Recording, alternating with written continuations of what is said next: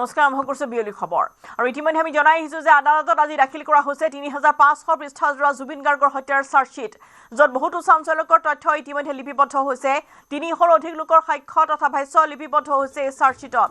আদালতত প্ৰথমটো গোচৰ ১৮/২০২৫ৰ চাৰ্জশ্বীট দাখিল হৈছে।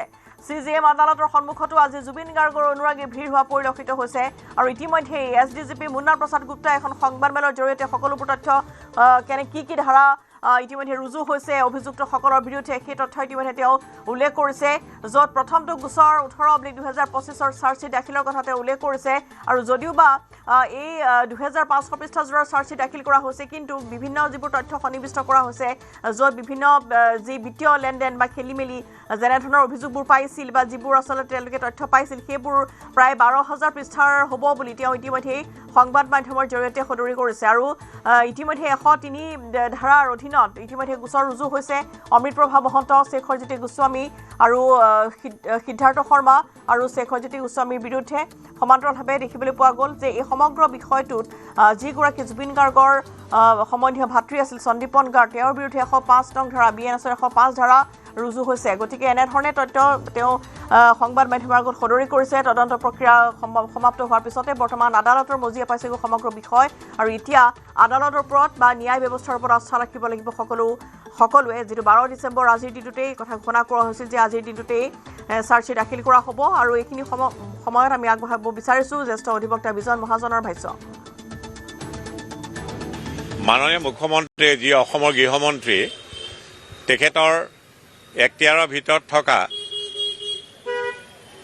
এটা বিষয়বস্তু, আৰু বিষয়বস্তুটো হৈছে অসমৰ ৰাইজৰ হিয়াৰ আমঠু জুবিন গাৰ্গৰ যি হত্যাকাণ্ডৰ গোচৰ, তাত চাৰ্জশ্বীট দাখিল কৰাৰ বিষয়ে তেখেতে আগেয়ে কৈছিলে যে ১২ তাৰিখে চাৰ্জশ্বীট দাখিল কৰিব। আৰু তেখেতৰ বক্তব্যৰ লগত সংগতি ৰাখি আজি SITয়ে চাৰ্জশ্বীট দাখিল কৰিছে। আপোনালোকৰ চতুৰ্থ স্তম্ভৰ জৰিয়তে আমি যি বাতৰি আহিছে আমাৰ হাতলৈ, তাৰ পৰা এইটো কথা স্পষ্ট, স্বচ্ছ আৰু নিকা যে ৪জন ব্যক্তিৰ বিৰুদ্ধে, যিসকল ব্যক্তি ইতিমধ্যে একিউজ হিচাপে তেখেতসকলক গ্ৰেপ্তাৰ কৰা হৈছে, আৰু তেখেতসকলৰ ৪জন ব্যক্তিৰ বিৰুদ্ধে ১০৩ ধাৰা আৰোপ কৰিছে। ১০৩ BNSৰ ধাৰাটো তাহানিৰ IPC 302 IPC লেখীয়া, অৰ্থাৎ মাৰ্ডাৰৰ ধাৰা সন্নিৱিষ্ট কৰা হৈছে। সেই ব্যক্তিকেইজন হ'ল শ্যামকানু মহন্ত, সিদ্ধাৰ্থ শৰ্মা, অমৃতপ্ৰভা মহন্ত আৰু শেখৰজ্যোতি গোস্বামী।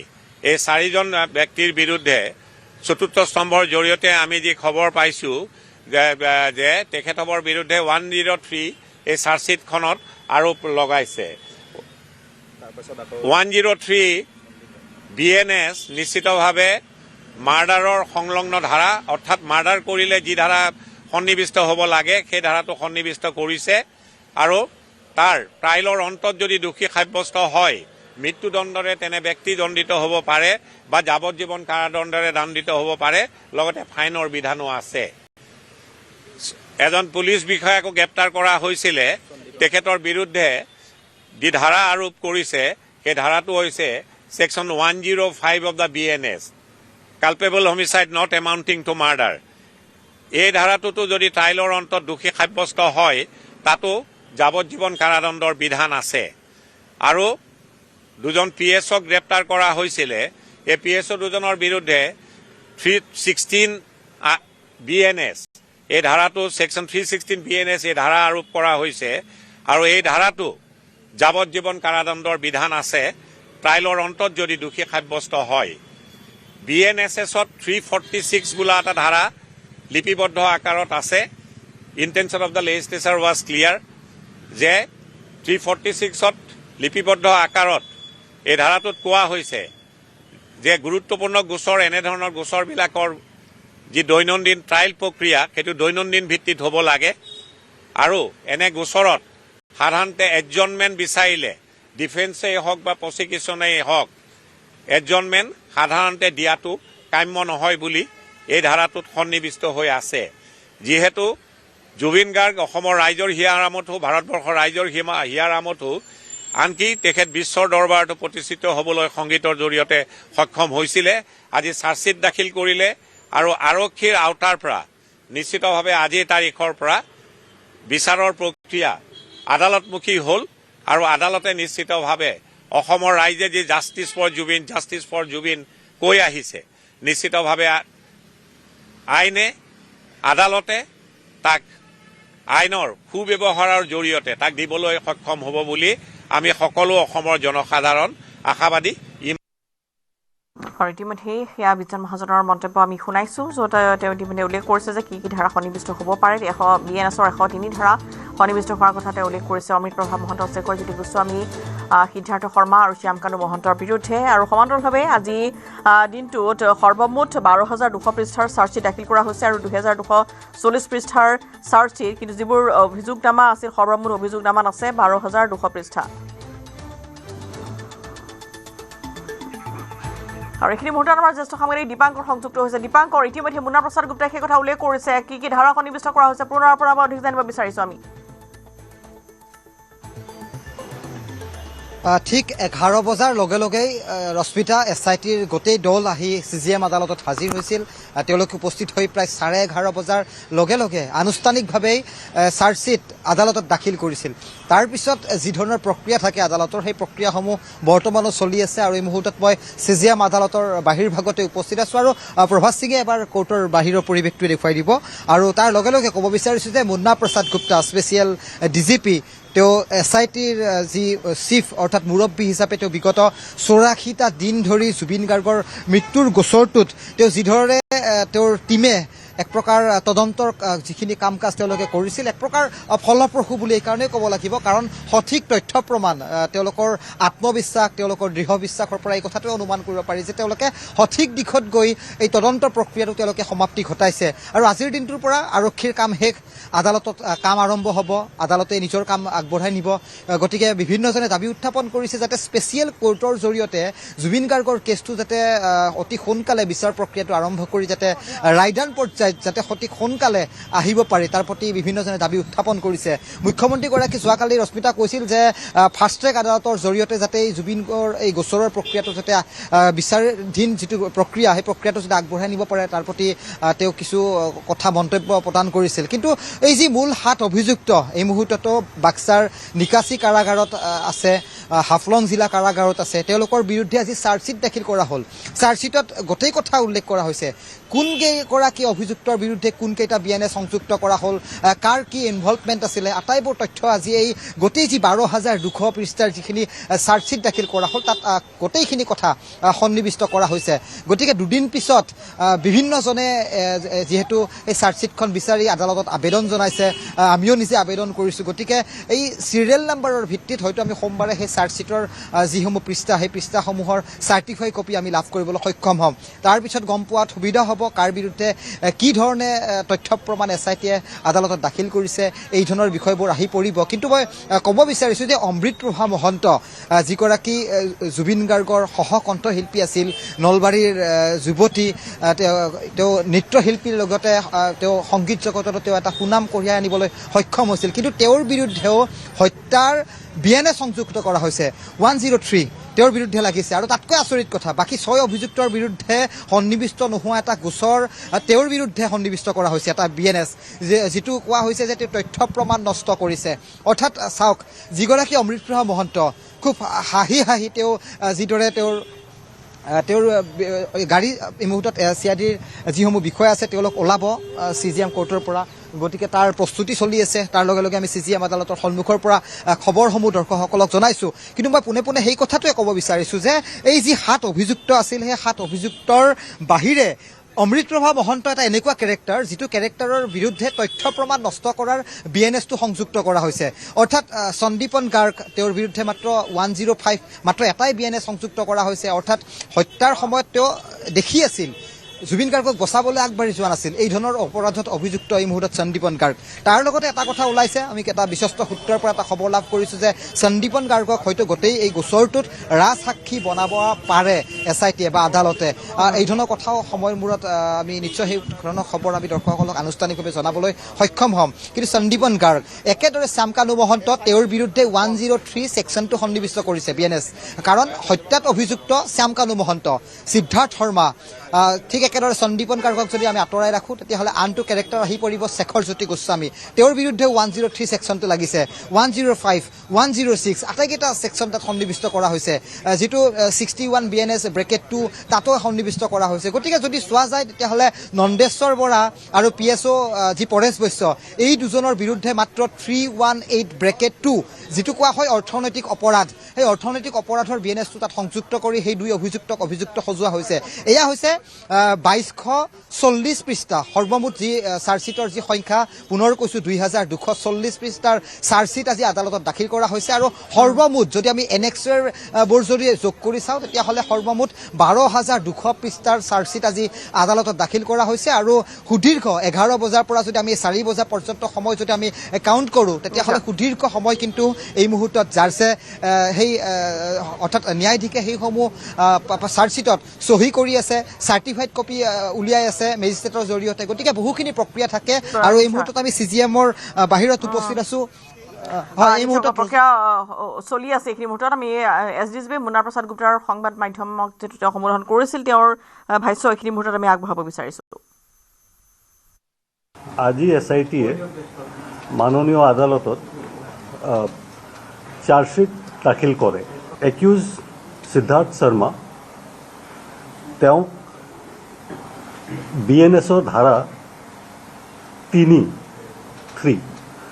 সাবসেকশন আছে, 3 সাবসেকশন 6, 3 সাবসেকশন 7, 3 সাবসেকশন 8, এইটো কমন ইন্টেনশন ইত্যাদি বুলি কোৱা হয়। 61 ক্ৰিমিনেল কনস্পিৰেচি, 103 মাৰ্ডাৰ আৰু বিত্তীয় লেনদেনৰ খেলি মেলিৰ কাৰণে 316 subsection 5 criminal breach of trust, এইখিনি ধাৰা তেওঁৰ বিৰুদ্ধে চাৰ্জশ্বিট দিয়া হৈছে। একিউজ শ্যামকানু মহন্ত, তেওঁ BNS 3 subsection 6, BNS 3 subsection 7, BNS 3 subsection 8, 61 subsection 2, 103, 308 subsection 2, 318 subsection 4 আৰু 238 ডিষ্ট্ৰাকশ্যন অফ এভিডেন্স, এইখিনি ধাৰাত তেওঁৰ বিৰুদ্ধে চাৰ্জশ্বিট দাখিল কৰা হৈছে। একিউজ শেখৰ জ্যোতি গোস্বামী, তেওঁৰ বিষয়ে BNS 3 সাবসেকশন 6, 3 সাবসেকশন 7, 3 সাবসেকশন 8, 61, 103 এইখিনি ধাৰা আৰু ইয়াৰ উপৰিও 316 সাবসেকশন 5, এইটো ক্ৰিমিনেল ব্ৰিচ অফ ট্ৰাষ্ট, বিত্তীয় লেনদেনৰ যি খেলি মেলি, সেই ধাৰাও লগোৱা হৈছে।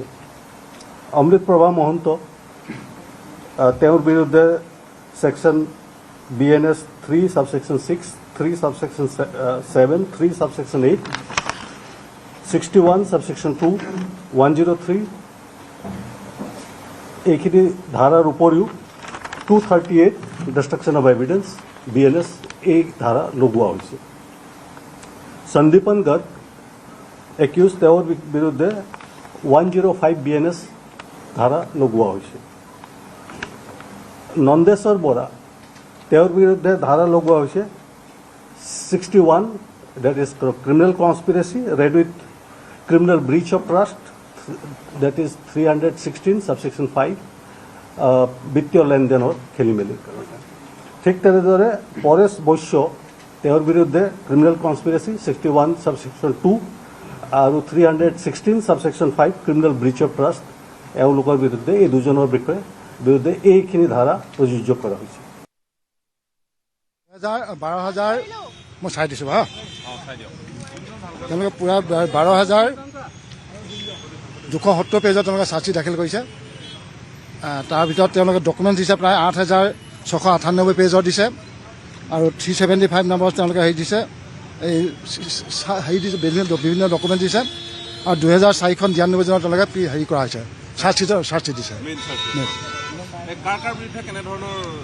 বিভিন্ন জনৰ বিভিন্ন ছেকশ্যন প্ৰয়াস কৰিছে। সিদ্ধাৰ্থ শৰ্মা আৰু শ্যামকান্ত মহনে 103 মানে মাৰ্ডাৰ কেছৰ হেৰি দিয়া আছে। বাকী কনস্পিৰেচি আছে, 105 আছে, 106 আছে, 116 আছে, এনেধৰণৰ বেলেগ বেলেগ ধৰণৰ আছে। চিকিউৰিটি গাৰ্ড কেইজনৰ এগেইনষ্টে খালি 103টো নাই তেওঁলোকৰ। অমিত প্ৰভাৰ মই কৈ দিছোঁ, অমিত প্ৰভাৰ এগেইনষ্টে আছে বেলেগ ধৰণৰ 103 আছে, 238 আছে, 161(2) আছে, 37 আছে, 38 আছে, 36 আছে অমিত প্ৰভাৰ এগেইনষ্টে। তথ্য প্ৰমাণ নষ্ট কৰা এটা BNS আছে আছে আছে আছে আছে আছে সেইবিলাক আছে। ক্ৰাইম কনস্পিৰেচি আছে, 105 আছে, নট এমাউণ্টিং টু মাৰ্ডাৰ যেনেকৈ সেইটো আছে, কালপেবল সমস্যা তেনেকুৱা এইবিলাক ছেকশ্যন দিয়া হৈছে বস্তুটো।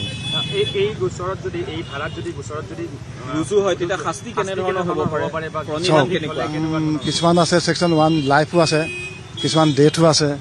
হেৰি কৰি 103টো ধৰি লওক ডেথো হ'ব পাৰে, লাইফো দিব পাৰে বা কমো দিব পাৰে, সেইটো আদালতৰ ওপৰত ডিপেণ্ড কৰিব। সিদ্ধাৰ্থ শৰ্মাৰ বিৰুদ্ধে কি ছেকশ্যন লাগিছে বুলি ক'লে? সিদ্ধাৰ্থ শৰ্মাৰ বিৰুদ্ধে বহুত কেইটা আছে, প্ৰায় 7টা ছেকশ্যন তেওঁলোকে মই কৈ দিছোঁ বাৰু আপোনাক। তেওঁলোকে যে 3/6 আছে, 37 আছে, 38 আছে, 61(b) আছে, এনেকৈ আছে বহুত কেইটা আছে। 103 আৰু 361 আছে। কিনো ধাৰাকেইটা অকণমান বুজাই দিব। আপোনাক ধৰাবলৈ কৈছিলোঁ কনস্পিৰেচি আছে মেইনলি, তেওঁৰ যিটো আগৰ পৰা যিটো তেওঁৰ হেৰি আছে, কি বুলি তেওঁৰ যিটো মনোভাৱ আগৰ পৰা তেওঁৰ এটা মটিভেশ্যন আছিলে, যিটো কাৰণে তেওঁ হয়তো কাৰোবাক হত্যা কৰাৰ এটা পৰিকল্পনা আছিলে আগৰ পৰা মটিভেশ্যন কৰি পিনি এই তেনেকুৱা সিদ্ধাৰ্থ এগেইনষ্টে আছে আৰু শ্যামকানুৰ এগেইনষ্টে আছে। শ্যামকানুৰ সিদ্ধাৰ্থৰ ওপৰতে আছে। সন্দীপনৰ 103 নাই, সন্দীপনৰ ওপৰত আছে হেৰি আছে 105 আছে। তাৰ এই কনস্পিৰেচি আছে, কনস্পিৰেচিৰ পৰা হেৰি আছে, এটেম্প টু মাৰ্ডাৰ ধৰি লওক, যিটো নট এমাউণ্টিং টু মাৰ্ডাৰ সেইটো আছে। শেখৰ যদি শেখৰৰ এগেইনষ্টে কেইবাটাও কেছ আছে। শেখৰ আছে ধৰি লওক, শেখৰ যদি মহন্ত 36 আছে, 37 আছে, 38 আছে, 61(2) আছে, 103 আছে, 308 আছে, 318 আছে। এইকেইটা ক্ৰাইম ইন ডিটেইলছ আপোনাক ক'ব নোৱাৰে। তেওঁলোকে যিটো চাৰ্জশ্বিট দিছে, তেওঁলোকে যিখিনি দিছে আগৰ পৰা তেওঁলোকে এটা প্ৰি প্লেন থকা বুলি ভাবে, যে তেওঁ বহুত দিনৰ আগৰ পৰা কিবা এটা কৰি আছে, তাৰ কাৰণে কনস্পিৰেচি আছে। তেওঁ কেনেকৈ জুবিনক কেনেকৈ তেওঁলোকে এটা গভীৰ হেৰিয়াত পেলাই পিনি তেওঁক মানে শেষ কৰি পোৱা যায়, তেওঁলোকে এটা কনস্পিৰেচি আগৰ পৰা এটা প্লেনিং আছিলে বুলি তেওঁলোকে ভাবি লৈছে। মটিভটো কি? মটিভ তেওঁলোকে নিজৰ পাৰ্চনেল বেনিফিট হ'ব পাৰে আৰু কি হ'ব পাৰে, সেইটো পিছত ট্ৰায়েলত ওলাই পাব বস্তুটো মটিভটো দিব। সেইটো স্পষ্টকৈ কোৱা নাই, প্ৰায় ভালমান এবছৰ, 1.5 বছৰ, 2 বছৰ আগৰ পৰা হ'ব পাৰে বুলি তেওঁলোকে কৈছে বস্তুটো চাৰ্জশ্বিটত। এই 3-4জনৰ, সিদ্ধাৰ্থ, শ্যামকানু মহন্ত আৰু এজন আছে সন্দীপ গোস্বামী, তেওঁলোকৰ মেইনলি তেওঁলোক 3জনৰ ওপৰত আগৰ পৰা কৰি আছে বুলি ভাবিছে। অমিত প্ৰভা চাওক, আমি চাৰ্জশ্বিটখন চাইছোঁ, কিন্তু ডিটেইলছ চাব পৰা নাই। প্ৰায় 12,000 পেজৰ চাৰ্জশ্বিট এখন চোৱাটো ইমান সহজ নহয় সহজে। আৰু সকলোৱে 395জন উইটনেছ ওলাইছে, তেওঁলোকে সকলো ষ্টেটমেণ্ট ল'বলৈ আমাৰ এই মুহূৰ্তত সম্ভৱ নহয়। একেদিনাখনে 11টা ভলিউমত তেওঁলোকে চাৰ্জশ্বিট দাখিল কৰিছে, 11 ভলিউম, তাৰে 2টা ভলিউম তেওঁলোকৰ চাৰ্জশ্বিটেই দিছে, বাকী 9টা বিভিন্ন ডকুমেণ্টছ চিজ কৰিছে, পেন ড্ৰাইভ চিজ কৰিছে। আৰু এনেকুৱা ধৰণৰ এটা ইমান কালাৰফুল তেওঁলোকে এটা স্ক্ৰীণ দিয়াত প্ৰডিউচ যিটো কজ প্লেছ অফ ক্ৰাইমছৰ ইমান সুন্দৰকৈ তেওঁলোকে হেৰি কৰিছে নহয়। তাই কেইবাৰে হেৰি ক'ত দিয়া হৈছে, যিটো টিপিলেই বস্তু গোটেই বস্তুৰ পিকচাৰ ওলাই পৰিব। সেইবিলাক খুলি চাব পৰা নাই। যেতিয়া ট্ৰায়েলত আহিব, তেওঁলোকে 16 তাৰিখে ডেট দি আছে এপিয়েঞ্চত, তেতিয়াও গম পোৱা যাব বস্তুটো ক'ত কি আছে। বস্তুটো অৰ্ডাৰ কি হ'ল আজি কোৰ্টৰ পৰা? অৰ্ডাৰ তেনেকৈ চিজৰ চাৰ্জ দিয়া আছে, কগনিজেঞ্চ লৈছে অনাবল চিজেম কোৰ্টে। কগনিজেঞ্চ তেওঁলোকে এপিয়েঞ্চৰ কাৰণে যে 16 ডিচেম্বৰ তেওঁলোকে যিহেতু এপিয়েঞ্চৰ ডেট আছে, সেইদিনা তেওঁলোকে তাতে এপিয়েঞ্চ হ'বলৈ তেওঁলোকক ডাইৰেকশ্যন দিয়া হৈছে। 395 উইটনেছ। ফিজিকেল প্ৰডাকশ্যন নহ'ব এতিয়া, তেওঁলোকে যিহেতু লাইফ এণ্ড হেৰিয়াৰ কথা, চিকিউৰিটিৰ কথা আছে, হেৰিয়ে হ'ব, থ্ৰ' ভিচি যোগেদি হ'ব। এতিয়া তেওঁলোকৰ যিহেতু অধিবক্তাৰ প্ৰসংগটো আহি পৰিছে, কোৰ্টে অৰ্ডাৰ দিছিলে, এতিয়া অধিবক্তাই তেওঁলোকে হেৰি পাইছেনে?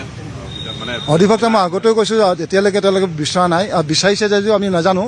কিন্তু আমাৰ কোৰ্টে যি অৰ্ডাৰ দি থৈ দিয়া আছে, কোনো LADC বা কোনো ডিফেন্স কাউন্সিলে এতিয়ালৈকে এপিয়াৰ হোৱা নাই। কিন্তু পৰিণাম শ্যামকানু মহন্ত মিছেছ আমাৰ বাৰলৈ গৈছে, যিটো আমাৰ বাৰৰ প্ৰেচিডেণ্টৰ কাৰণে গৈছিলে। আমি ক'লোঁ যে এতিয়ালৈকে আমি সিদ্ধান্ত গ্ৰহণ কৰিব নোৱাৰোঁ যে আমি কোনো এডভোকেটক আমি কোনোবাই যদি পাৰ্চনেলি কিবা কৰে ক'ব নোৱাৰোঁ, কিন্তু এছ'চিয়েশ্যন আমি কেতিয়াও আমি এডভোকেট নিয়োগ কৰিবৰ কাৰণে আমি ক'ব নোৱাৰোঁ বস্তুটো। আমি তেনেকুৱা আমি সিদ্ধান্ত লোৱা নাই। পৰহিনা তেওঁ আহিছে, মিছেছ আহিছে, আমি এতিয়ালৈকে সিদ্ধান্ত লোৱা নাই। আমি কি কৰোঁ সেইটো পিছত চিন্তা কৰিম বস্তু। প্ৰচিকিউশ্যন ছাইডৰ কাৰণে ডাঙৰ এটা চেলেঞ্জ এতিয়া আহিছে, কাৰণ এই গোটেই গোচৰটো কোৰ্টত এষ্টাব্লিছ কৰিব লাগিব, দোষীক অভিযুক্তক শাস্তি দিব লাগিব। আপুনি এজন প্ৰচিকিউশ্যনৰ অধিবক্তা হিচাপে কেনেকৈ কি বিচাৰ কৰিব? মই এতিয়া ওপৰৰ পৰা চাই যিটো দেখালোঁ, SIT বৰ সুন্দৰকৈ তেওঁলোকে ইনভেষ্টিগেশ্যন কৰিছে। মই বহুতবিলাক কেছ দেখা পাইছোঁ, আগৰ SIT বেলেগ কেছো আছে বা CID বহুত কেছ আছে, BIO বহুত কেছ আছে, কিন্তু এইখন এখন যিখন চাৰ্জশ্বিট দাখিল কৰিছে সুন্দৰভাৱে তেওঁলোকে দাখিল কৰিছে। ইয়াত খুটি কোনো দেখা পাইছে, কোনো খুটি নাই, তেওঁলোকে ৰখা নাই, কোনো এটা খুটি নকৰাকৈ তেওঁলোকে চাৰ্জশ্বিট দাখিল কৰিছে। মই প্ৰচিকিউশ্যনৰ কাৰণে সুন্দৰ হ'ব এইটো এষ্টাব্লিছ কৰিবৰ কাৰণে ভৱিষ্যতে। নোযোৱা বুলি এটা অভিযোগ আহিছে, সেই বস্তুটো চাৰ্জশ্বিটতো উল্লেখ তেনেকৈ আমি পিছত ট্ৰায়েলত ওলাব। ছিঙিবলৈ নোযোৱাকৈ 3জন মানুহ গৈছিলে, DIG আমি ADGP গৈছিলে আৰু 2জন ডাঙৰ অফিচাৰ গৈছিলে। সেইবিলাক বস্তু সেইবিলাক ইয়াত চাৰ্জশ্বিটত সোমাইছে, সেইবিলাক আমি চাব লাগিব। এতিয়া আমি 12টা ভলিউম 12,000 পেজৰ চোৱালৈ উইদিন হাফ এন আৱাৰ সম্ভৱ নহয়। আমাৰতো মিনিমাম 4 দিন সময় গোটেই পঢ়িব লাগিব, 4-5 দিন সময় লাগিব পঢ়িবৰ কাৰণে। পোৱাৰ পিছত আমি ডিটেইলছবিলাক তথ্যবিলাক আমি দাখিল কৰিম, তেওঁলোকে কি ডকুমেণ্টছ প্ৰডিউচ কৰিছে। কিন্তু কৈছে যে 8,000 কিমানখন তেওঁলোকে ডকুমেণ্টছ ছাবমিট কৰিছে, 300 কিমানজন এক্সামিন কৰিছে, 51জনক 183 বা আগত 164 ষ্টেটমেণ্ট লৈছে। এইবিলাক চকু নোচোৱাকৈ ডিটেইলছ এই মুহূৰ্তত কৈ দিয়াটো সম্ভৱ নহয়। কিন্তু এটা সুন্দৰ এখন চাৰ্জশ্বিট দিছিলে, আমি ক'ব পাৰিম। তীব্ৰতাৰে বিচাৰিছিলে, মানে সোনকালে হওকটো বিচাৰিছিলে। এতিয়া ইয়াৰ বিচাৰ প্ৰক্ৰিয়াটো কেনেদৰে চলিব বা কিমান লেহেমীয়া হ'ব নে ফাষ্ট? এইটো যিহেতু কিবা অৰ্ডাৰ আহিছে ফাৰ্ষ্ট ট্ৰেকে এতিয়ালৈকে গভৰ্ণমেণ্টে ৰিকুৱেষ্ট কৰিছিলে, আমি নাজানো, এতিয়ালৈকে আমি পোৱা নাই। গভৰ্ণমেণ্টে ৰিকুৱেষ্ট কৰিব লাগিব অনাৰেবল কোৰ্টক যে তেওঁলোকে ফাৰ্ষ্ট ট্ৰেকত আদালত দিছে, তেতিয়াহ'লে অনাৰেবল হাইকোৰ্টে ডাইৰেকশ্যন দিব যে ফাৰ্ষ্ট ট্ৰেক আদালত কাক কেনেকৈ গঠন কৰে, অনাৰেবল কোৰ্টে ডাইৰেকশ্যন দিব, হাইকোৰ্টে ডাইৰেকশ্যন দিব, সেইমতে হ'ব কাম। যদি ফাৰ্ষ্ট ট্ৰেক বিচাৰে যিহেতু চাৰ্জশ্বিট এখন দিলে, ইয়াৰ পিছতো SITয়ে আৰু মেটেৰিয়েল পালে, এভিডেঞ্চ পালে, তেওঁলোকে অপোন ৰাখিছে। আপুনি যদিহে তেওঁলোকে মেটেৰিয়েলছ পায়, অপোন ৰাখিছে, যদি পায় তেওঁলোকে কৈছে যদিও চাৰ্জশ্বিট দাখিল কৰিছে, তেওঁলোকে ইনভেষ্টিগেশ্যনৰ এটা পাৰ্ট অপোন ৰাখিছে। কাৰণ কেলৈ অপোন এইকাৰণে ৰাখিছে, তেওঁলোকে ভৱিষ্যতে আৰু কিবা এটা মেটেৰিয়েলছ আহিব পাৰে, সেই মেটেৰিয়েলবোৰ আহিবৰ কাৰণে তেওঁলোকে অপোন ৰাখি পিনি যদি থাকে তেওঁলোকে পাৰ্ট চাৰ্জশ্বিট তেওঁলোকে দিব পাৰে ভৱিষ্যতে। এডিচনেল চাৰ্টিফিকেট এটা গুৰুত্বপূৰ্ণ দিশ এইটো, হয়, এটা গুৰুত্বপূৰ্ণ দিশ এইটো। যিহেতু প্ৰভিজন দিয়ে CRPC বা BNS আছে, সেইমতে তেওঁলোকে সেইটো দিব, ৰাইটটো থাকিব। এইটো প্ৰভিজন আছে, দিয়া প্ৰভিজন হ'ব। আৰু কিবা আছে নাই? ধন্যবাদ ৰশ্মিতা। বহুকেইটা গুৰুত্বপূৰ্ণ কথা খুব সুন্দৰকৈ এই মুহূৰ্তত আমি জানিবলৈ সক্ষম হৈছোঁ। প্ৰথম কথা 396 গৰাকী লোকক গোটেই তদন্তৰ প্ৰক্ৰিয়াৰ মাজলৈ অনা হৈছিল, তেওঁলোকৰ ভাষ্য, তেওঁলোকৰ সাক্ষ্য সংগ্ৰহ কৰা হৈছিল আৰু কাৰ বিৰুদ্ধে কি ধৰণে কনস্পিৰেচিৰ কথাটো কৈছে, কোনে কিদৰে ইনভলভমেণ্ট আছিলে। প্ৰথম কথা যে চাৰ্জশ্বিটত 3 গৰাকী ব্যক্তিৰ নাম সম্পূৰ্ণ সুন্দৰকৈ উল্লেখ আছে, সেয়া হৈছে শেখৰ গোস্বামী, সিদ্ধাৰ্থ শৰ্মা আৰু যদি চাওঁ আন এগৰাকী শ্যামকানু মহন্ত। এইকেইগৰাকী ব্যক্তিয়ে জুবিন গাৰ্গক হত্যাৰ বাবে তেওঁলোকে 1-1.5 বছৰৰ পৰা চেষ্টা কৰি আছিল, এই কথাষাৰ চাৰ্জশ্বিটত উল্লেখ আছে। দীপাংকৰ, ধন্যবাদ জনাইছোঁ আপোনালৈ। যথেষ্টখিনি গুৰুত্বপূৰ্ণ তথ্য লাভ কৰা গৈছে। এগৰাকী জ্যেষ্ঠ অধিবক্তাই ইতিমধ্যে উল্লেখ কৰিছে যে কেনেধৰণে কৰা হৈছিল আৰু এতিয়া জুবিন গাৰ্গে ন্যায় পাবই লাগিব। জুবিন গাৰ্গক এনে পৰ্যায়লৈ ঠেলি দিয়া, কাকো ৰেহাই দিয়া নহ'ব, ওদালগুৰিতে মন্তব্য আগবঢ়ায় মন্ত্ৰী পীয়ুষ হাজৰিকাই। মই এটা কথা মই ইমান নাজানো, মই এটা মিটিঙতে আছোঁ, এইখিনি নেটৱৰ্কো নাই। এটা কথা জানো যে জুবিন গাৰ্গ ডাঙৰীয়াৰ হত্যাত যিসকল জড়িত তেওঁলোকে কঠোৰ শাস্তি পাব লাগে। আমাৰ সকলোৰে আপোন, সকলোৰে হৃদয়ৰ লগত সংযোগ থকা ব্যক্তিগৰাকী হৈছে জুবিন গাৰ্গ। গতিকে জুবিন গাৰ্গক যোনে এই অৱস্থালৈকে ঠেলি দিলে, আমাৰ মাজৰ পৰা তেখেতক লৈ গ'ল, তেখেতলোকে কঠোৰ শাস্তি পাওক, মই পুনৰ দাবী জনাম। জুবিন ক্ষেত্ৰত উপস্থিত হোৱা মানস ৰবীন, অজয় ফুকন। জুবিন গাৰ্গৰ মৃত্যুৰ তদন্তৰ চাৰ্জশ্বিট দাখিলৰ দিনা জুবিন গাৰ্গৰ ন্যায় দাবীত পুনৰ সৰব হ'ল মানস ৰবীন আৰু অজয় ফুকন। এতিয়া আজি লোৱাৰ কোৰ্টত দিছে, জুডিচিয়েল মেজিষ্ট্ৰেটৰ তাত। তাৰপিছত দোষী সাব্যস্ত হ'লে তেওঁলোক যাব হাইকোৰ্ট, তাৰপিছত যাব ছুপ্ৰিম কোৰ্ট, তাৰপিছতহে সেই সিদ্ধান্তটো আহিব।